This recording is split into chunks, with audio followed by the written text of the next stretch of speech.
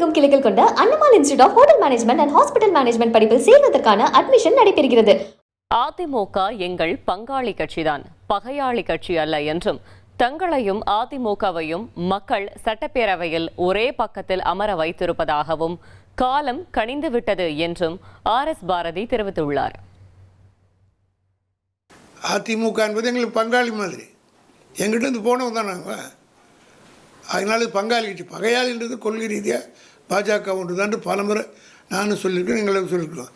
அதனால் நாங்கள் அப்படி ஒன்றும் கூட்டணியும் பேசலை. ஆனால் ஒரு பேர் 2 பேரையும் சேர்த்து ஒரே இடத்துல உட்கார வச்சுட்டாங்களே. நாங்கள் 2 பேரும் ஒரே அணியில் தானே இப்போது சட்டசபையில் உட்காந்துட்டு இருக்கோம். காலம் இப்போ கணிந்து விட்டதில்லை, உட்கார வச்சிருச்சு இல்லை. இதுவரையில் இல்லை 77லேருந்து அதிமுக ரூலிங் தான் நாங்கள் எதிர்க்கட்சியாக இருப்போம்.